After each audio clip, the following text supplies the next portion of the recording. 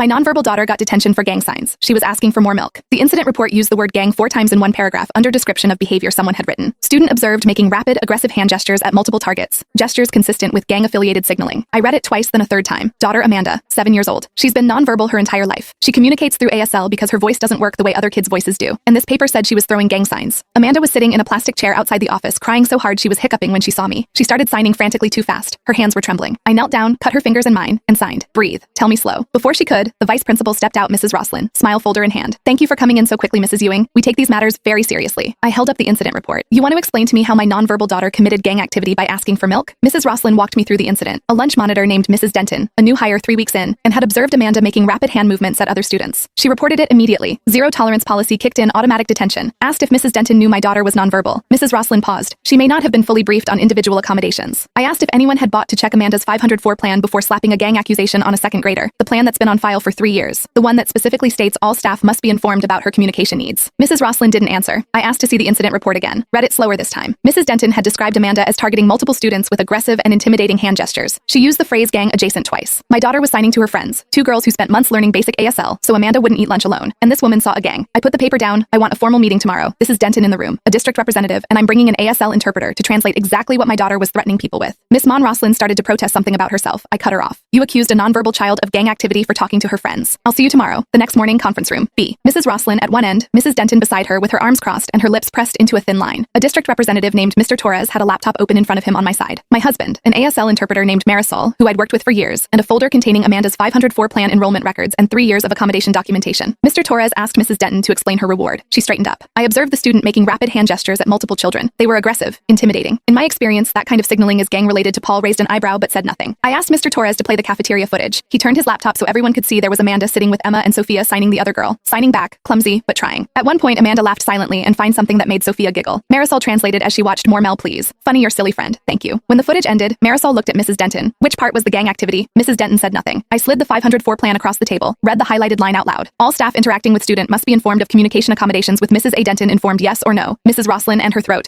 There may have been a gap in our onboarding. Yes or no? No. I turned to Mrs. Denton. Show me the sign you reported. She made the gesture. Finger spread, hand moving slightly forward. Marisol's voice was flat. That's the ASL sign for help. Nobody spoke. Mr. Torres closed his laptop. Detention reversed. Record cleared. Mrs. Roslin, I'll need a full report on your accommodation protocols by Friday. He looked at Mrs. Denton. You're being reassigned effect of immediately pending additional training. Mrs. Denton opened her mouth. Mr. Torres shook his head. Don't, just don't. I took Amanda's hand and walked out without saying another word. In the parking lot, she tugged my sleeve, signed something slow and careful, SORRY. I stopped, knelt down so I was eye level with her, signed back. You did nothing wrong. Those girls are your friends, talking to them as good. I'm proud of you. She hugged me so hard I almost fell over. I filed a formal complaint with the district that afternoon. Mrs. Denton didn't come back after winter break.